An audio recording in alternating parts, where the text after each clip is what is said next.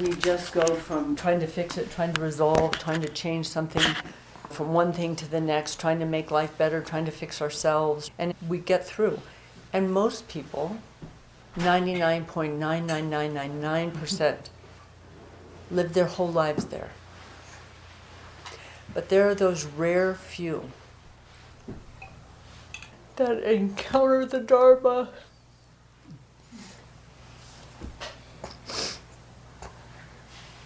and it is your unbelievable karma to come in contact with the Dharma.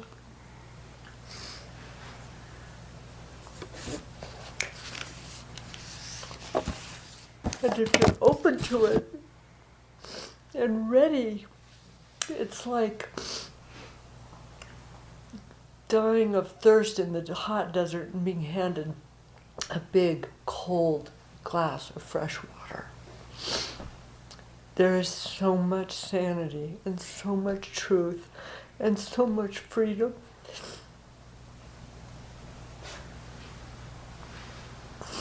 And it is so priceless.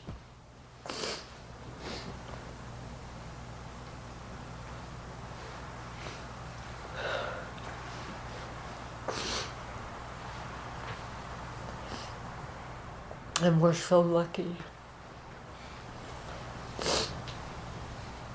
And at some point, we want to learn more. We want to live our life in it. We want to infuse it into our being. We want to learn how to grow and be able to have that stability and that space and that ability to not be clouded, to see things as they are, to see reality as it is. We long for that once we've tasted it. Yes? Do you know what I mean? We long for it. And then we forget. And we have to forget. We have to forget. Because if we were always in that state of ecstasy, we would not know what ecstasy is. So we have to forget. And that's what makes the Dharma so much more priceless, is that when we find it again, it's such a relief. And then we forget, and then we find it, and we forget.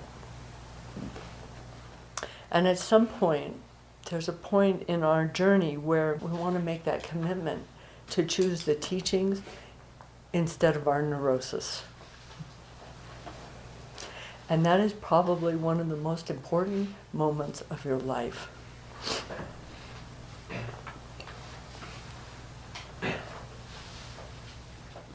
That we're willing at that moment to be a refugee, to give up letting go of trying to pin things down, to say something's good or bad or right or wrong, or that this is the way it is. We start to let go of that.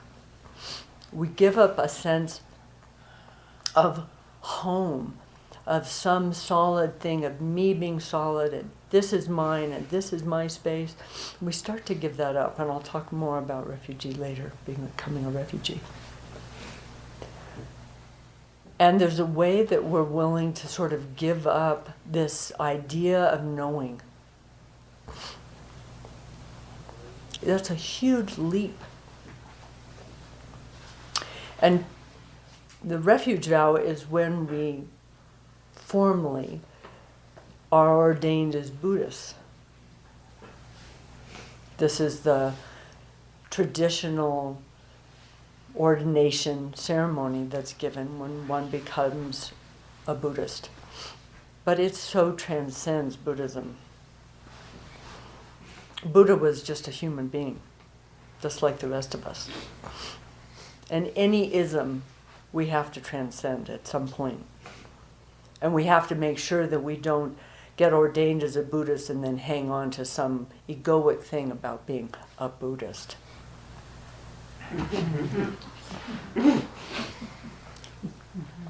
As soon as I became a Buddhist, I never told anybody that I was a Buddhist.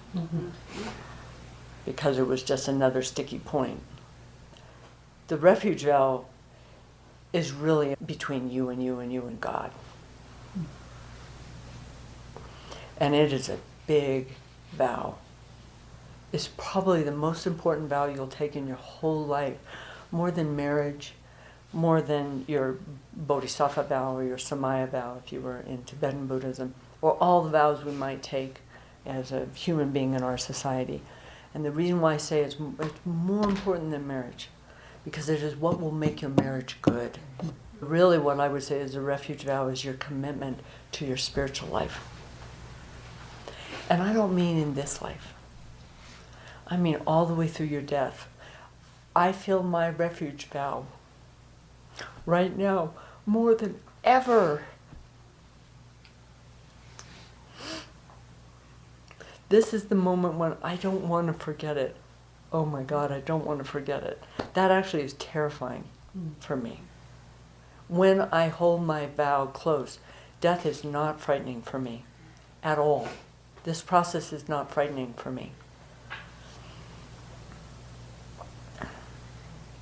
I'll be talking about it this morning, and I'll be talking about it this afternoon, and then we'll do the ceremony tonight. And the ceremony is for the person who's taking her refuge vow, but it's for everybody who is also renewing their refuge vow. We renew our refuge vow.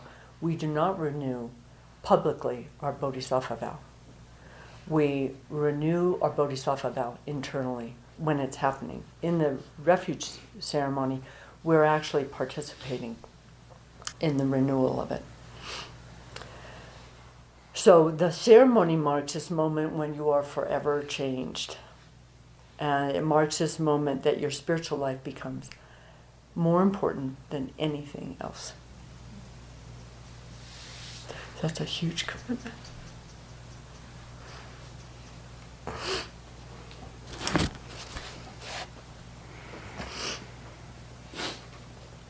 And you will forget so many times.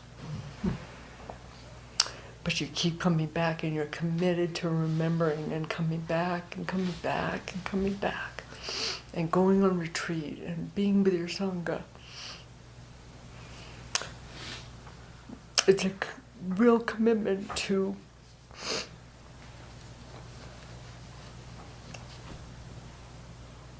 your practice of meditation and to your study.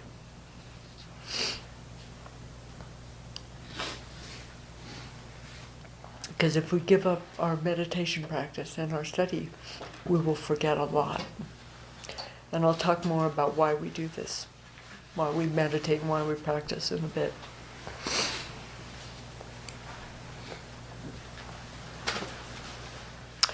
So,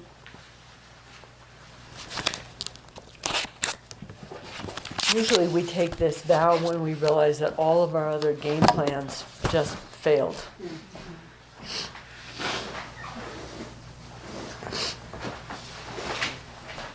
And it's amazing how we can see how radically they fail, and my God, we keep trying them. It's astounding to me, the strength of the human ego. It is like a locomotive. We can learn how devastating it is, and then it takes us over again. And we have to have so much tenderness to that, and that's part of the refuge vow. The tenderness to seeing the pattern. When we see that all the other game plans have failed, and we get that there's some huge river. It's like this huge gift that brought you here to this moment, and to all of you, to the moment that you took your own refuge vow, but also to the moment of being here over and over together like this. You realize that you just have to trust to this saying yes to the flow of your life. Like you really have to trust that there's a flow here, there's a flow in our life. I trust my having ALS totally. It's not fun. It's hard as fuck. But I trust it completely. That's why I'm not resisting this. There's enough suffering in this disease. I don't need to add the suffering on top of that. So it's a time that we say yes, and we take in this very traditional ceremony that is so beautiful, and you're saying it very particularly in front of your community. This is such an important thing. We're taking refuge in the three jewels. one of those three jewels is a Sangha, and there's a reason why that Sangha is one of the three jewels. We cannot do this alone. And so we do this in front of our community. So we're witnessed, so that when we fall off, the community can come to us and go, come on, what's going on? Come back.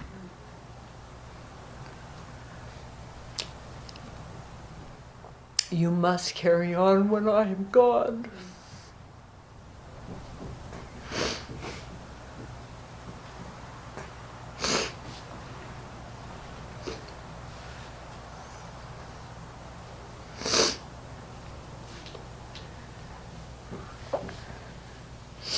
So we are taking refuge in the three jewels rather than in your neurotic patterns, and you're going to turn towards yourself in your moment-to-moment experience before turning towards your old samsaric ways. You're going to turn to the wisdom of the Buddha that you know you have inside. It is always, always there. And you're taking refuge in the truth. And I want to just talk for a moment about what I mean when I say truth. So, as we've talked about so often, truth is what is without our commentary, our judgment, our story about it. So it's looking at yourselves and the world realistically, objectively. It's recognizing that phenomena is what it is, impermanent, selfless, interconnected, warm. It is warm. Whether it is a thought, it's a body, it's a feeling in the body, a sensation, or the vast ocean. And it's the recognition that this life that we have been given, this human life, that it is such an incredibly rare gift, and it needs no commentary or no overlay. Just see the beauty of existence as it is, even if you're diagnosed with ALS.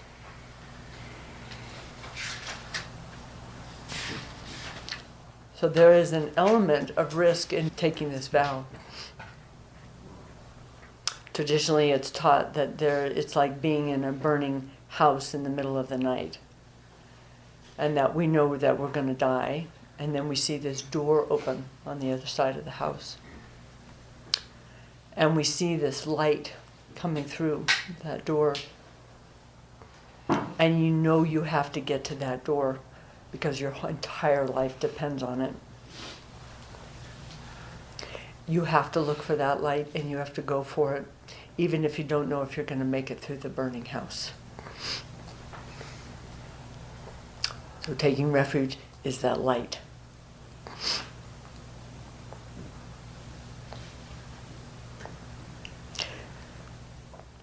Often the middle path is called the middle path because there's like the image of hedges being on either side of the path, and it's just about course correcting our spiritual life. Whoop, a little over here, whoop, now we're a little over here. We never just walk this path. That's just straight. But there's a way in which we're choosing to have hedges. Most people don't have hedges. That's why they end up way over there. And it's really hard to get back. So this is choosing to have hedges. And we're choosing to not take refuge in the things that we normally find refuge in, alcohol or shopping or exercise or whatever it might be. Our true home and what we take refuge in, which is so paradoxical, is in refuge in the mystery of not knowing. How groundless is that? It's so groundless. That's what we're taking refuge in. That's asking so much of us. But can you feel the freedom in that? When you think about it, it's like you cannot grasp it. But that's what we're taking refuge in. We're taking refuge in the mystery of the unknown. There's something about saying that. It's such a relief. There's so much availability and freedom in that to love. There's so much love in that statement because we're not thinking we know. We're not tying anybody or anything down into something. We're just available.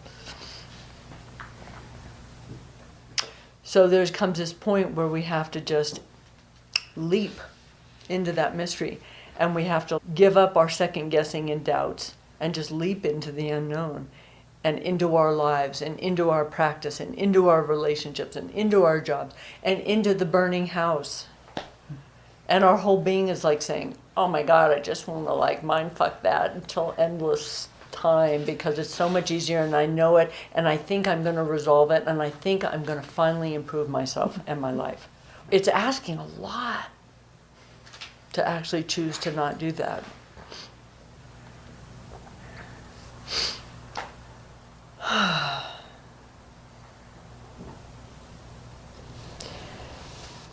Even when we're the most terrified and we want to hold on to our patterns of safety or relationships or credentials or possessions or addictions, and you feel solid and safe in them, we have to dive once again to let it go.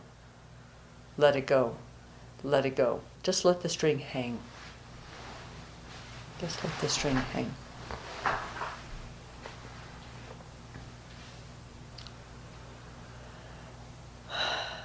This asks of us to have so much confidence. And the vow itself is a way of instilling us with confidence that we can do this. And that's where the teachings come in so incredibly well, and that's where the Sangha comes in, is that one person may be like totally feeling weak and scared while another person is totally standing in their wisdom. And we hear that person check in or make a comment and it's, right, I can do that too. That's what the Buddha did. Buddha was just like us. You have to remember that as soon as anything, power, praise, person, place, thing, outward love, respect, acknowledgement becomes more important, you will suffer and the world will suffer around you. The third Zen patriarch said, one broken vow with the truth sets heaven and earth infinitely apart. So what does it mean to break our vow? I'm going to open that up for discussion. What does it mean to break your vow? You mean break it in like a moment, a slip, a lapse? That right? would be more of a normal thing, but we're Okay. committed to coming back. What would be to actually this sense of breaking our vow? You know what the truth, and you're basically like violating your own truth.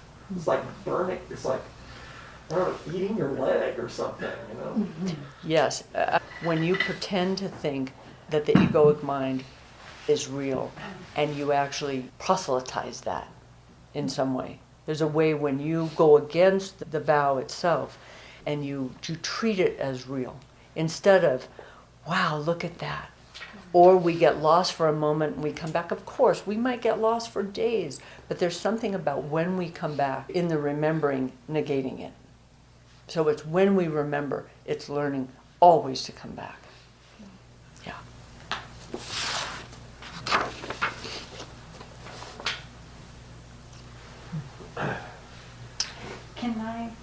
I think for me what happened was like I broke the vow for a good chunk of time. I let my fear and I just let something else take over.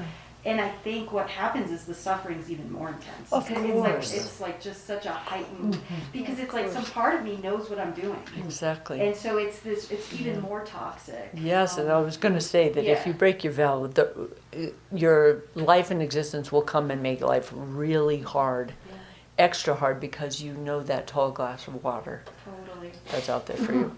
So I'm sorry it hurt so badly, and I'm so glad you're here.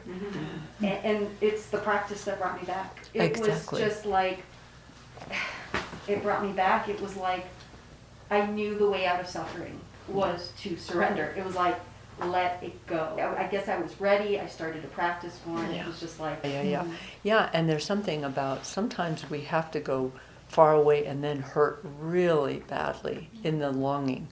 That brings, when we come back, the longing, and the practice is even stronger.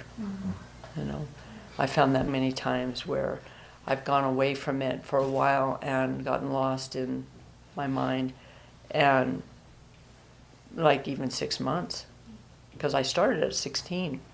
So I was a kid and I would suffer so much. And then the coming back was I was so grateful. Yeah. I just got something. Finding what's coming up in me is a little bit of envy. Like if I went so far off the path and then came back, it'd be so refreshing. I feel it so much in the moment, but it's coming up is, call it chewing on the leg, not quite breaking a leg, but many times a day. Some cyclic, sometimes more than others. And then the overlay of the self-critic and the shame for knowing but not doing more. And so I want you to address that. How it's taught is that we come back in the same way that we come back when we're practicing. We come back with that tenderness and we say, yay, I get to come back. Oh, blessings, I get to come back. And we meet that with just such gratitude and such love and such understanding. And of course we go away. And we meet that over and over and over again. Because if we don't meet it, we're meeting it with more of the same suffering.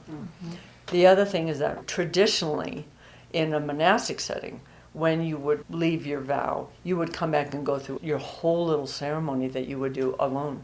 Again, you'd go through a whole ceremony.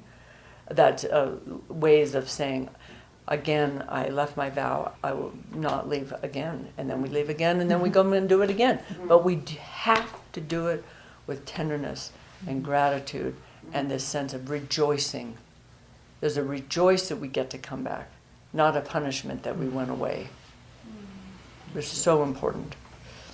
It feels to me like the vow and the way we're speaking about it, like owns me. It's not so much something that like I break. Beautiful. Mm-hmm. You know what I mean? I certainly, like everybody else, get diverted with worldly fun. You know? Which you should. Worldly fun is fun. Yeah, sometimes it gets more distracting. But I don't know, it feels like I can deny it for so long, or I can get distracted for so long, and then it circles back around. It feels like just the truth is, like the truth owns me more than I have some control over. I'm going to break it and go away, and then I'm going to come back. Yes. Like that just isn't my experience. Like, Right. honestly, if they could, I probably would. Well, that's what, serious, and I just want to say, totally seriously, I mean, in a lot of ways, it's a whole lot more fun. Right. It's so addictive, and it's so much drama, and there's so much, oh my God, and he said, she said, and oh, they did this to me, and oh my God, it's so much drama, and it's so fun. And it's taught, actually, that when we take the vow, from an egoic standpoint, life becomes extremely consistent, and to a certain degree, very dull. And from a spiritual standpoint, it becomes profoundly rich. And that richness is and what you're saying is you're speaking to the spiritual impulse that we all have that is constantly calling us, but it is just this quiet call. And you're right. And if you don't follow it, we suffer. For people who have karma as such that we're interested. But believe me, there have been so many times where that is, oh my God, this is so dull to do this. And then when I actually give myself, instead of just flailing about at the surface, when I give myself to this, the whole world just goes. And then I long for that, to live in that, because it's so vast, it's so rich. Well, all of this is speaking to it, but something happened for me in the last couple of years I just stopped identifying as a Buddhist. So it just became awakening by any means necessary. And it took a lot of really non-Buddhist things to actually help me wake up more and get out of my way more. Yeah. And so I don't feel like there's any transgression here, but I think what happens is the precision of language gets a little muddy because there's just more trying and experimenting and churning in different ways, and I can feel a little muddy in myself around what the vow is. Yeah, that's great. You know, I have studied many different traditions, and I've studied deeply in shamanism, and I've done a fair share of medicine work. But I feel as though This is the foundation of everything of my spiritual life. This is the basis of everything. And then one of the things I wanted to talk about is the reason why we take the refuge vow is to stop shopping. Right? Because we're like, well, that didn't work. I don't feel good with that, so I'm going to go and try whatever. And that's one of the biggest things is we say, I am choosing this. There's some message that says yes. Is it going to be, are there going to be other things that I add to this? Yes. But we have to have the foundation, the platform to spring off of. This is it. This is where always I come back to, this is the most foundational that feels real. This is where I go, that I can trust. It really puts the pressure on you to choose a path. Because we're such a species of commodities. We just like, well, that looks good. That's sparkly. Oh, that's more sparkly. That's hard. Forget that. Sparkle, right? We just want that. And this is where it's like rubber meets the road, man. We just keep coming back to this part that is so deep. And that quote, this morning reading that, I swear to God, from Joko Kensei, the everyday practice is simply to develop complete acceptance and openness towards all situations and emotions and to all people. This is called sacred outlook, right? And that is an incredibly advanced practice. But you're taking refuge in that view of life, that there is nothing for us to fear, for everything is completely workable. That is what the three jewels are in a lot of ways. Everything is workable. And from that view, it's possible to relax into our inherent gentleness, our inherent love, and to make friends with ourselves and the world. If that could be our foundation, yeah.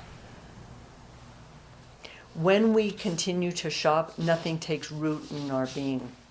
Nothing can actually grow from it. And it's like something will start to grow and then we just go and pull the little grass out by the root. We don't get the stability of becoming a mountain. This is the teaching of Buddhism. It's about stability. It's about being that mountain, and the storms come and the heat and the lightning and the thunder and everything. And that mountain is here. And the world can come and lean on us because we have that stability. And we have that availability, and we're non-reactive. We're just here, sitting, feeling, listening, and when it's time to roar, we roar. If it's not time to roar, we don't roar.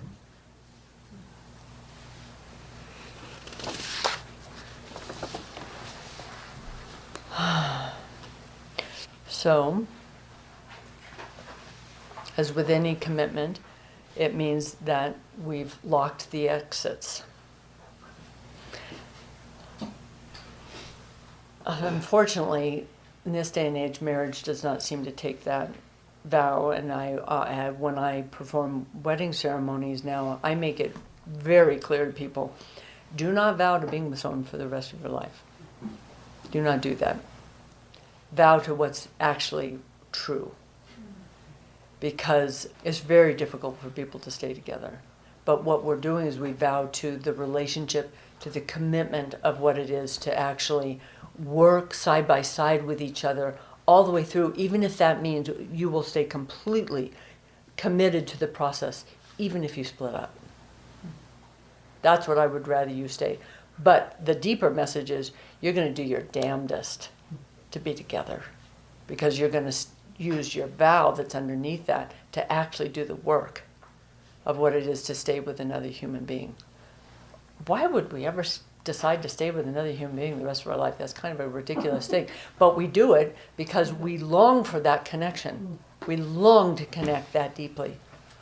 And we're going to need every single vow behind us to do that, because we long for that so much. And then we get in it and we go, oh God, there's something, that looks better, and then we go and pull it up by the roots, right? Nothing can grow. That's why I say, do this vow before you get married.